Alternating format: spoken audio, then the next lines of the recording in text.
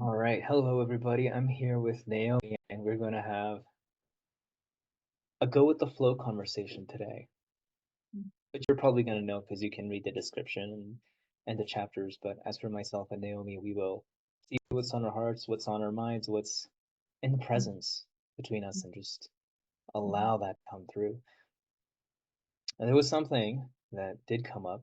So, Naomi, do you recall what that was? Because I forgot. We just spoke about it like a few minutes We're ago. just discussing the current time where everything is up leveling and changing at such a rapid pace that didn't happen, maybe some in 1 month or a short amount of time that wouldn't have happened in like thousands or hundreds of years before, maybe. Yeah, that's exactly it. We were talking about transitions that would happen between generations. So it was clusters of generations would go on with no changes. Very small changes would happen. And over the last several hundred years, two things have happened. One, the rate of change has begun to increase and increase exponentially. And two, the depth of change that each newly introduced catalyst brings in is much stronger. What does that mean? All of a sudden, uh, people start using horses and carts. I don't know if that happened all of a sudden, but that probably went on for a while because I know that's been in history for hundreds and hundreds of years. Now that got converted into cars, railroads. So all of a sudden, there was a change in what people had to do for work. There was a change in what was possible for people to do in order to get certain jobs done logistically. And just like this, new technologies were introduced, which became catalysts for change. Mhm. Now, the frequency at which new technologies are introduced is continuing to shorten. Yeah. You just look in the last year with the introduction of generative AI tools such as ChatGPT. 2 years ago, if you look at ChatGPT, it was quite useless for Mhm. day-to-day use. And today, I use it all the time. Literally, Really. entire Shutterly is built on generative AI. Mm. And what would have taken us millions and millions of dollars to build, and a lot of time and a lot of talent to build a few years ago, we're like literally doing it in like a couple months. That is unfathomable. So this Yeah. is something that is possible now. Nobody knows where we're heading with all these changes. And in the past, the kind of changes that have happened also led to quite rev big revolutions. But the revolutions that are happening now, there's probably a lot more wealth transfer, a lot more wealth creation, and we have no clue what's going to happen as more and more people get empowered in the world. Yeah.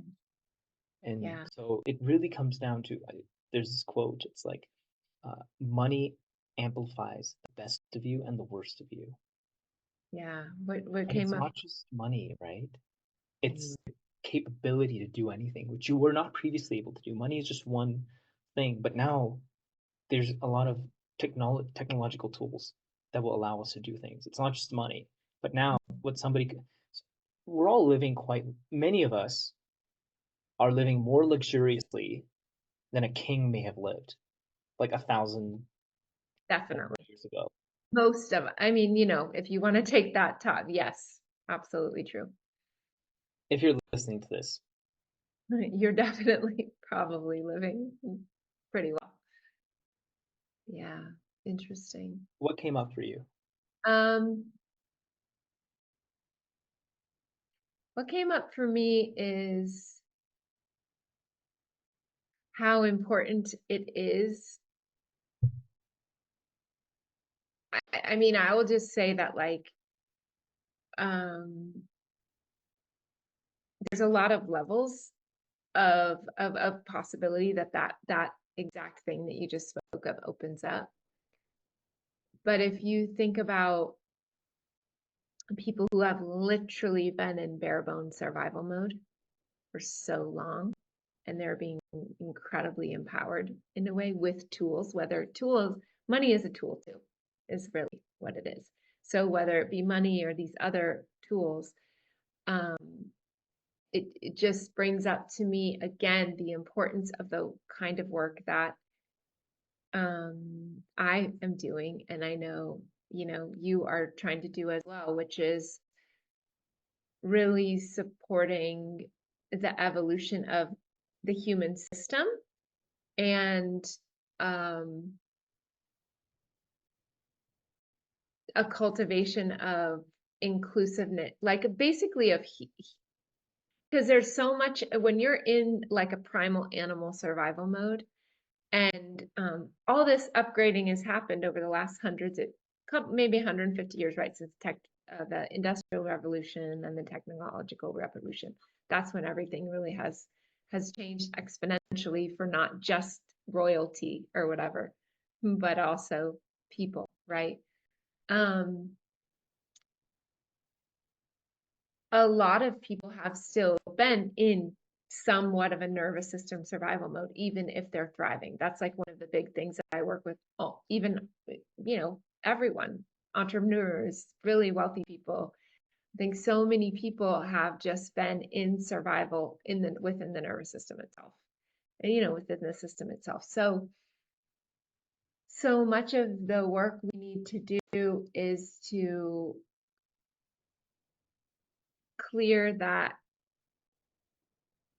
level of, whatever it is that our pattern is, like, where did we go in survival in order to land in this moment as a whole functional human being and go from victim to like someone with their senses awake, aware, being able to see what's actually happening, feel what's actually happening, and have yourself fully online so that you can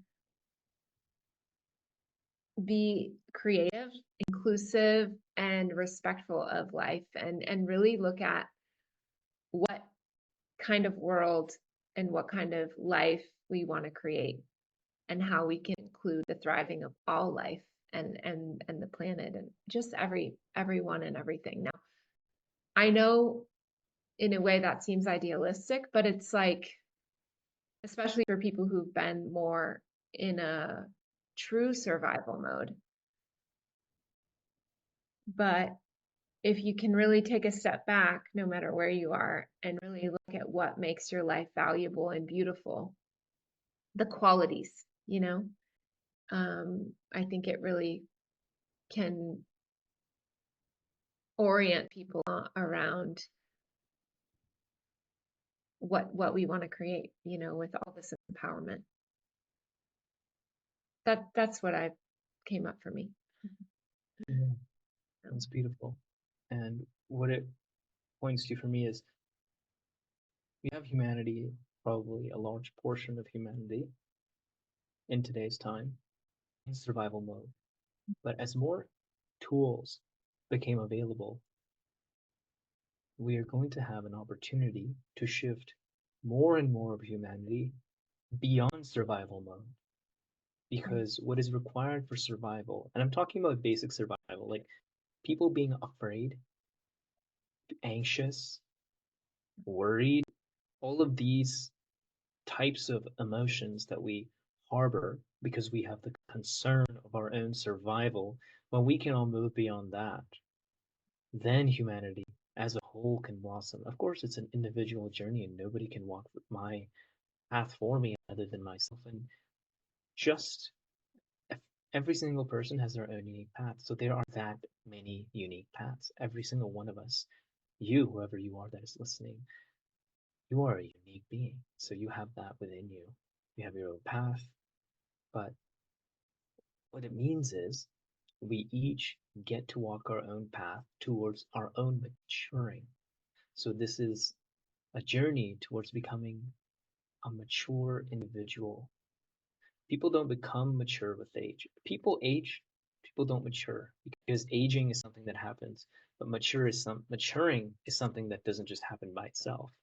That requires something.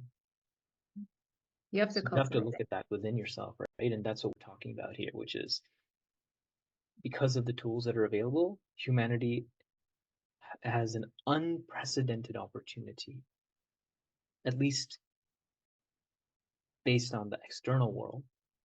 Ancient civilizations aside, they had created a certain kind of atmosphere where humans could mature, could blossom to their highest possibility. I'm not going to go deep into it, but I'll just say this, that there were certain regions on the planet where every single home had a being of certain capacity, certain capability, and certain regions where every home would have an enlightened being. Such, I don't like to even say that, it just sounds so far-fetched, but that is what has happened on our planet.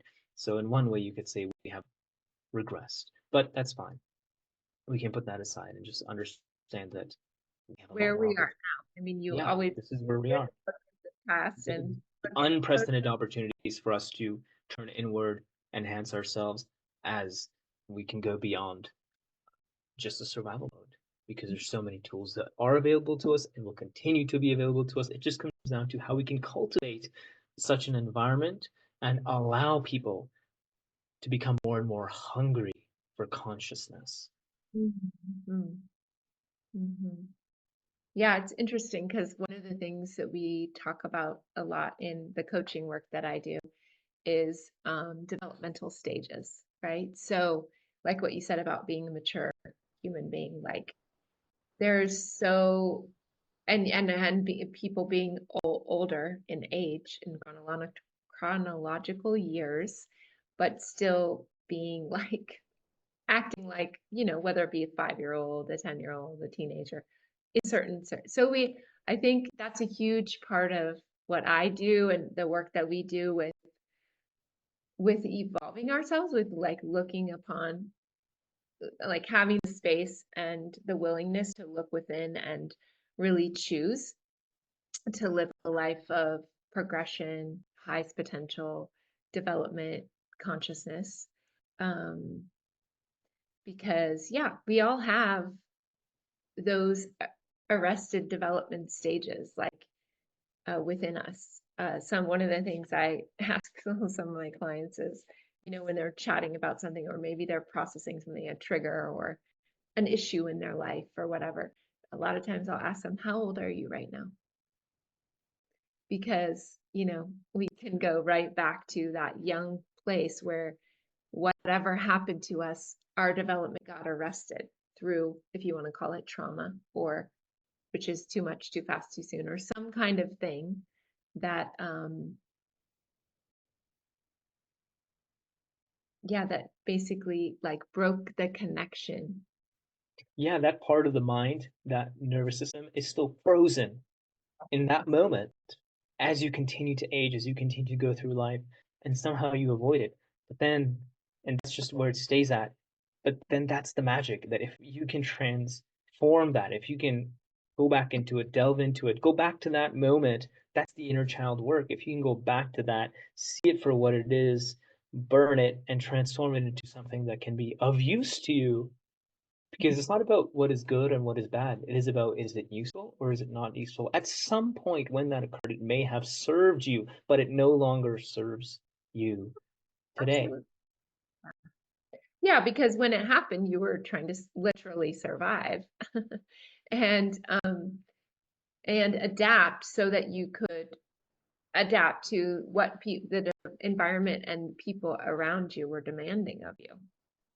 But yeah, now it doesn't serve you anymore to go back to that place in your nervous system where you're still 5 or 4 or 7 and try to act it as a, grown up in the world of relationship, business, life. So, and by the way, these things always get triggered and come out within relationships, right? That's what happens, Yeah, and I usually. remember there's a quote by Chidu Krishnamurti. I don't remember the exact quote, but the essence that I felt with it was to truly know yourself. Mhm. You can know yourself in relationship because when you relate to another, then in the reflection of that, you know yourself. And we talk about this even in Western psychology. We talk about how every interaction with a human and every situation that we're presented with is a mirror that reflects to us what it is that we need to work on. If that is the journey that one truly chooses to accept and just see how can I be as honest with myself, as straight with myself as possible, then the maturing can happen. And of course, a meditative practice, no matter how small it is, can clear that mirror within the mind so that we can clearly see that. But the heart also needs to be open. It needs to be there ready for vulnerability. And it requires something. You cannot do that in survival mode constantly. If you measure in the last 24 hours how many moments you spent in survival mode versus how many moments you spent, I would say, in surrender to existence and surrender to grace, Yeah, that's a then you great would way. know. And this is something that's a journey that I'm constantly making within myself, which is just how available am I to seeing the truth that I don't know anything. I have no clue what's going to happen next moment. Every person I know, every situation that I hold dear, business, finances, whatever, all of that could in the next moment just go Yeah. away.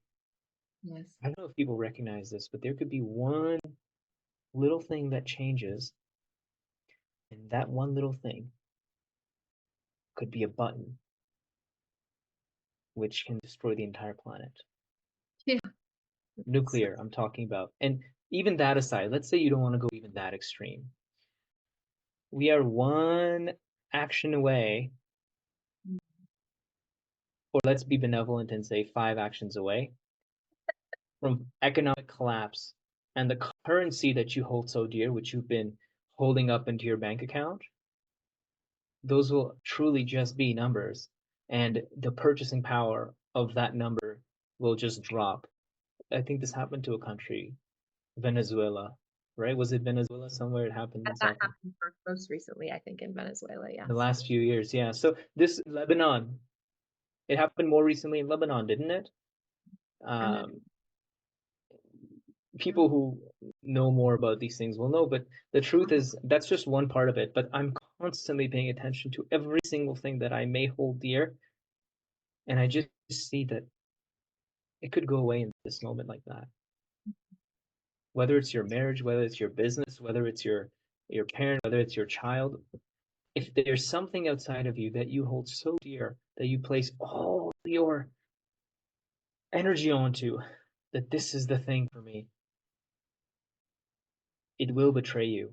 And if you can learn this yourself within, and you can learn to manage the situations appropriately. Otherwise, existence will teach you the hard way. yeah, because And if what you're existence teaches you the hard way, you're fucked. well, it's a little more painful. Let's put it that way. But what It can be a I'm lot hearing, more painful what from what some of the what's stories that? I've heard. It can be far more painful and devastating and terrible from Oh yeah, I've told situations I've seen and stories I've heard. Like, breaks you open. It just breaks you because basically what you're saying is that life is a journey. It's an opportunity. It's a learning experience. Uh, around like we come into physical manifestation and existence into this realm, and we go through this like process of ignorance in a way, and then because of the world we live in right now, because of the lack of orientation around true knowledge, spirituality, like the wholeness of existence and the context of the human experience, what we do is what's been modeled in the culture and in generations and family is like more around, this is what is my identity, like inside, whether it be cultural, money, family situations, material possessions, like we inside associate that with our worth and with our safety and as our like, yeah, that's like the thing we hold on to. And so what you're saying, what I heard you say is that anything outside of yourself that you hold on to as like what makes me safe and okay, or maybe safe is more of a feminine word, but like, you know, um, that that's been my experience too, is like the evolutionary process is about those, your attachment, your internal identity, your clinging on to those things as the ground of your being broken by life. You know, mine was broken by my family situation. Then I got married and I thought, oh yeah, this is it. The material stuff, the wealth, the marriage, then it got broken by that. And then did something else. Then that got broken. I was like, oh, okay. So it just, everything in life, that's what I say to my, in general, is to everyone, is like every door shut, no opportunity lost, negative feedback, whatever it is that's a no in your life or gets taken away. It's an invitation by the divine nature, evolutionary forces, for you to exponentially up-level your relationship with life itself and allow yourself what you held on to for safety or worth to break.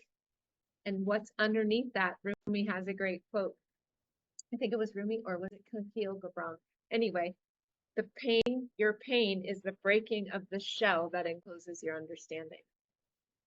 And that's really what it is. You know, you have to get your identity broken so that you come back onto yourself, and the self meaning the ground of being beyond, you know, the current, you know, physical material structures around you that you have basically given your life energy towards to make you safe. But in any case, that's sort of what I hear you say. Another way to say it. Yeah, yeah. It's the outside in game versus the inside out game. And that, and what you said, and what is going, I mean, the way we started this conversation of everything changing so rapidly right now, is that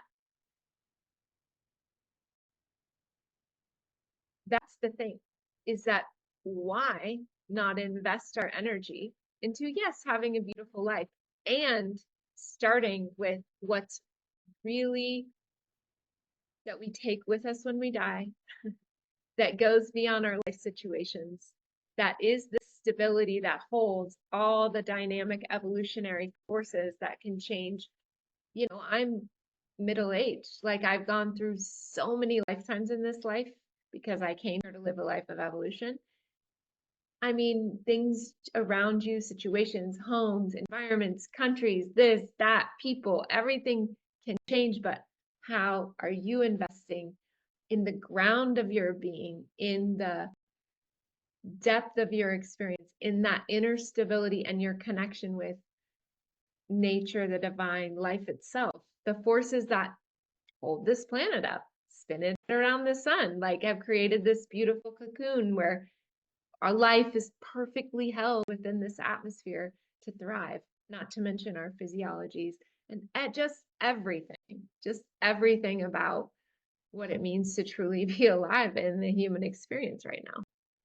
So in order to like withstand, but not just withstand it, but like ride the waves of change in a stable enough way that we can not only be survive them, but like use them to elevate both ourselves and everyone around us.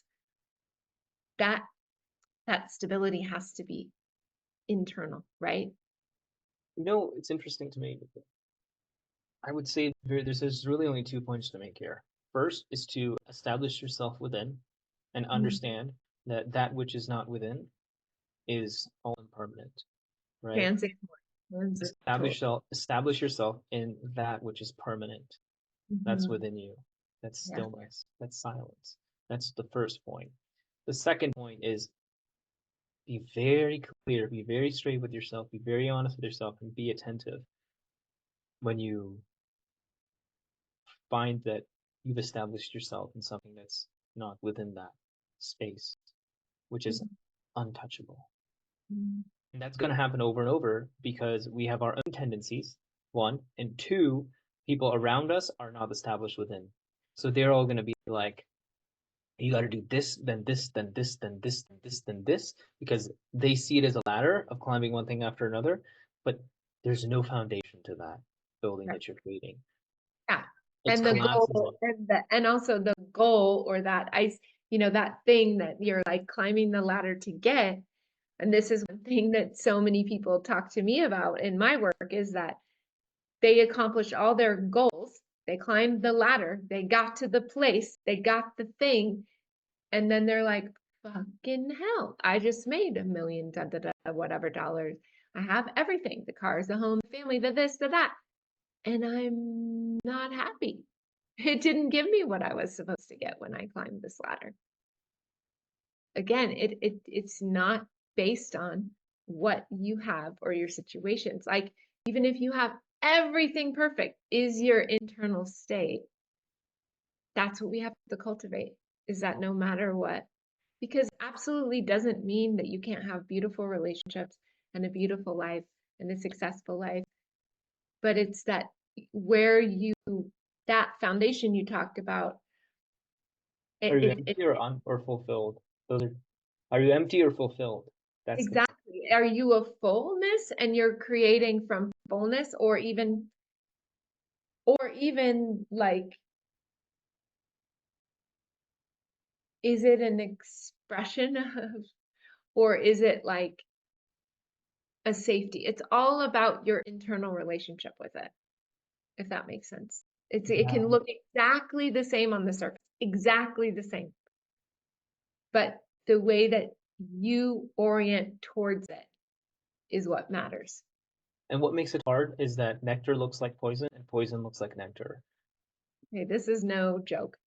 Everyone around is like, you gotta do, everyone will give you the poison disguised as nectar, and your tendencies are gonna make you feel that, yes, this is the nectar. But in reality, it's the poison. But what actually what looks like poison to everybody else Yeah, is actually not network, is nectar. You know within yourself that that is nectar, but you're not willing to face it. Your tendencies and the people around you are most likely going to pull you towards the poison disguised as nectar rather than the nectar disguised as poison, which you know within yourself. But it takes courage. yes, it So you really. should get up and do what's needed for yourself. Nobody but you know what you need to do. And you know, it doesn't mean you know what the second, third, fourth, fifth, 10th, 100,000th step is.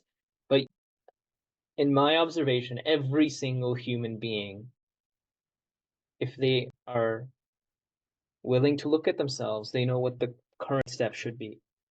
And you just keep going like that, step by step. And that's an experience I had when I went on a trek in the Himalayas last week. Nobody thought I was going to make it. My Sherpa thought I wasn't going to make it. My friends that I went with didn't think I was going to make it. I didn't tell you about this, did I, Naomi? Did not tell me about this part. I'll just be very brief about it, but this was a 5-day trek from Kathmandu to Langtang National Park in the Himalayas, and we went to climb Kyangjin, and there's a base camp, Kyangjin Gumpa. So this is almost 5,000 meters. So we had to trek up. This was like like a 4-day trek to get up there. So we started on day one. I didn't bring a jacket. My friend said he was gonna bring me a jacket, but what ended up happening is he forgot it on the bus. And God, we discovered when we trekked for like 4 hours, and I'm like, "Hey, dude, where's my jacket? yeah." And he's like, "Didn't I give it to you?" I'm like, "No, man, I did not get a jacket." Oh shit, dude, I left it on the bus. You boys. I was like, "All right, well, I guess I don't have a jacket." It wasn't that cold initially, but it did start to get cold like day 2. 1,000 meters. So I'll tell you what happened about the jacket. So I didn't have a jacket. Day 2, I woke up, I filled up a liter water bottle, and they have these containers of hot water. And I filled it up with that. I'm like, oh, looks like this water's cooled down. Perfect. I don't have to fill it with really hot water. And by nighttime, I had explosive diarrhea. It was like all liquid, TMI. But that was really bad by end of day two. And I ended up taking 6 lopramides that night. So 6 pills to stop Okay. it. So then I was constipated for 2 days. And they also gave me antibiotics. And that night, Wow. we hired a Sherpa on day two because we couldn't really carry all our stuff. So the Sherpa is one dude just carrying 4 people's stuff, which is like wild. And yeah, so he's carrying all that, and day two comes where I'm at night just gone, right? I'm thinking to myself, this is not going to work. There's no hospital up there. So they're like, you have to go farther for the hospital. Actually, we have to go straight to the next town. It's not even a town. It's like fucking like 10 buildings. Like, we have to go there, and there they have helicopters. And I'm like, how am I gonna make it? I go back down, but I can't go down. I don't know how I'm gonna go down. I can't go up. I don't know how I'm gonna go up. So I thought nothing was gonna happen, and I'm like, I guess I'm not gonna make it, but I'll do my best. Nobody thought I was gonna make it. Sure, but I didn't think I was gonna make it. And this is day two at night, and this is like 3, 4.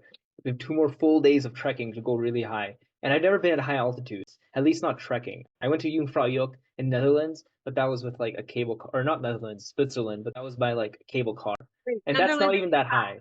That's not as high as that either. Um, I don't know how high it is, but it's not as high as where we went. So the next morning, day three morning, um, the diarrhea was like gone by afternoon, but then I was constipated like all day. But somehow I was able to make it forward. The Sherpa lent me his jacket. He's like, he said I could use his jacket, and because he didn't need it because he was carrying so much stuff that he was just feeling hot anyways. So I was able to use his jacket. Got there next day to the base camp, and then I was able to rent a jacket for 500 rupees, which is like $5 or like less than $5 US. Portable. Yeah, which is somehow that worked out. And then I got up early, like 5 a.m. We left. We did that trek up. It was flat. It was like 90 degrees pretty much. I thought I was gonna die. I was already weakened. You have to understand when you have liquid diarrhea, you're already weakened, you're dehydrated. And we had the same thing every day, like morning and evening and afternoon for food. So it was not that it was okay. But which I do appreciate because it was actually pretty interesting and delicious. But after that, I was like, I don't need to eat this thing anymore because I've had enough of it. But somehow I made it up, and I kid you not, I thought I wasn't gonna make it. Sherpa thought I was gonna make it. The people I went with, they didn't think I was gonna make it. Everyone was so surprised that day two night I was gone, but day three I kept trekking all day. Day four I kept trekking, and I went up all the way to the top. And then I got to the top, and one of the guys was like, "Bro, congratulations, you made it." Honestly, I didn't think you were gonna make it, Nobody and make and it. Like, nobody thought, right? Even I didn't know. But there was just one thing for me, which is I'll just take a step. I'll just take a step, and I'll just keep going. I just knew that I had trust in myself to do my best, and I mean, what's the worst that'll happen? I didn't yeah, keep my attention on the worst thing that could happen. I was aware that I mean it's not like I can just get a helicopter anywhere. Helicopters are really expensive to rent. I would Like think there's they're not rescue just helicopters. 500. They're not. No. Very expensive. It's like $1,200 or something. Yeah, it's a lot. Or Yeah. like $1,500 to get a rescue helicopter. And it doesn't come anywhere. I can't just be like in the middle of like a place. And there's places where like you look like it looks like I'm gonna die. But at the end, I climbed this 9-degree hill, and somehow I did it. I did fall almost a few times. And then the next day I went back.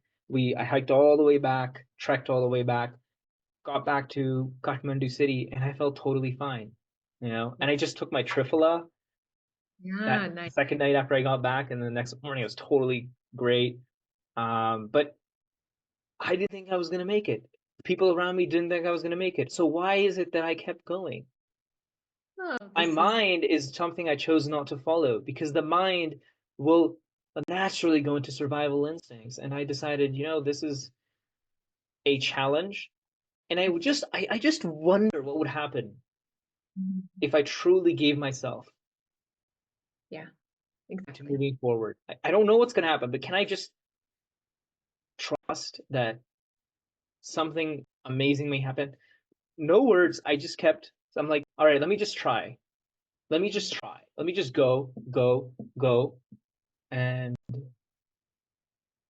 It's a beautiful metaphor for how life is. I mean, I've had different experiences, not exactly like that, but similar, where it's like things happen in your body and all these different things in life, and you're like, oh my God, I'm going to die. And then like the next morning you're fine. Or yeah. whatever. You know what I mean? But it's so true that like all these different wild like waves of this and that and the other thing.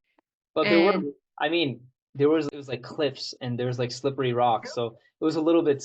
It was like obvious. It wasn't like, oh, I don't know if I'll die, but it you're was like, literally like I might die because I'm exactly, yeah. exactly. It was more in my face at that moment, right? But if we can take that and apply that to our lives and understand that we truly don't know how far we can really go. We really Yes. don't. I don't know how far I can go. You don't know how far you can go. I didn't think I would make it. Sharpa didn't think I would make it. All my buddies didn't think I was going to make it. Somehow it happened. Yeah. And all I did was make a choice. And the choice I made, and the most important thing, I didn't complain once, even Nice. within myself. I just embraced the experience. I was like, all right, this is what's happening. I'll like just allow it. I'm going to just experience it. I'm just going to go. I'm going to take the next step forward. And I just went with it. Nice. It was not like a fun experience. It was not like rainbows and sunshine. It was actually terrible. But I did it so joyfully, with such ease. And that came as a lesson for me to observe my own maturity, that the work I've been doing on myself isn't for naught. Because I know many people in my life that would complain about the whole situation, even from the beginning, and I didn't complain once. Even forget not complaining to others. I didn't even do that. But within myself, I didn't complain. I was when I was going through all the most challenging things. And I want It to was just just on the say, last day when I was coming back, when I got scared and I was like, "Oh my God, I'm gonna die!" Then I started like getting a little scared because I was going by a river and I was like, "Holy crap, am I gonna?" But before that, like when the actual challenge was there, where I didn't even know if I was gonna make it forward, and is there no hospital? Um, I can't eat. Like I'm completely drained. Like you have to understand, like when that happens, you can't move and you're at a high elevation. People die. We were not above 5,000 meters, so I wouldn't probably die. Probably I wouldn't die of altitude sickness. I don't know, but I could get pretty sick. I did run one day just as an experiment, and then I was out of breath really quickly. And there's a yak behind me, but it worked out. Didn't do anything. Um, but yaks are dangerous. Do not. I drank yak milk. It was really good. Anyways, yeah. well, what I want to say about that is so true, and in like maybe even closing the conversation, which is that if this is what I tell myself and everyone else all the time is if you took all of the energy that you're worrying, complaining, in your head and whatever else, and just fully accepted the moment and then figured out the way to move forward and literally move forward, not thinking about it, doing it. Being the way, the flow. We can talk about this next time if anybody's interested. And this is very important, energy management, which can come from understanding, first gaining awareness of where all the energies are. We're replacing them, our attention, our focus, our energy, and then seeing how it's constructive or disruptive or destructive, and then removing it from places where it's not necessary, not by going all the way, but just by cutting it off here. So it just dissolves over there and then pulling it and then placing it exactly where it needs to go and allowing the conditions for the energy to go into those places. So now my energy, my attention, my focus is where it needs to be in order to cultivate that which I want to cultivate and Yeah. take things in the direction I want to take to. That's it. That's all we did today. Well, that's what he did in the trek, or I did. So hope it's a lesson for you. It's a lesson, reminder for me to apply that into my daily life as well. So, and there were many other miracles that happened on that trek, by the way.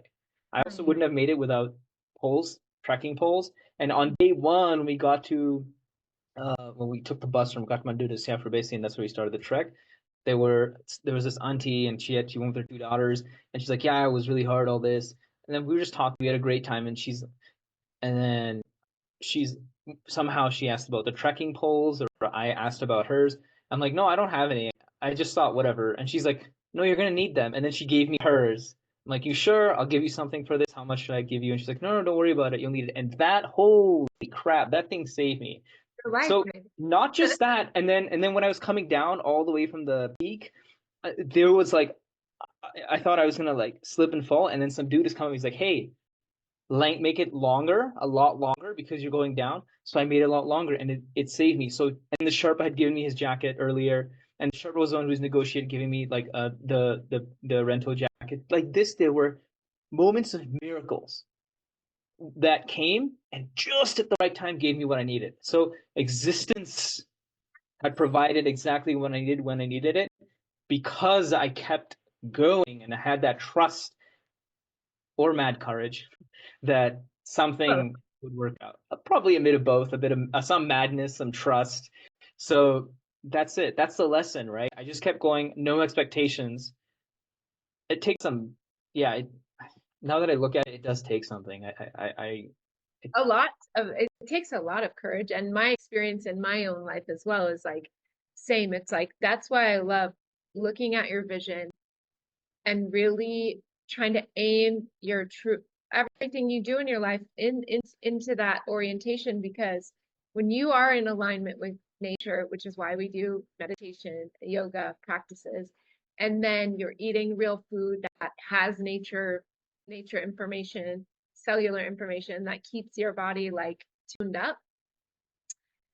My experience too with grace is like the same, where it's like you're like you need something or whatever, and magically exactly what you need comes to you in a moment from absolutely nowhere that you could have even invented this. It was like, wow, it's such an amazing, beautiful, miraculous world. And the question is, that's another benefit of getting out of survival mode. I mean, it's like what is happening right now is such an incredible miracle. And the question is, how can we tune ourselves to perceive what actually is and be in relationship with it in a way that's so beautiful?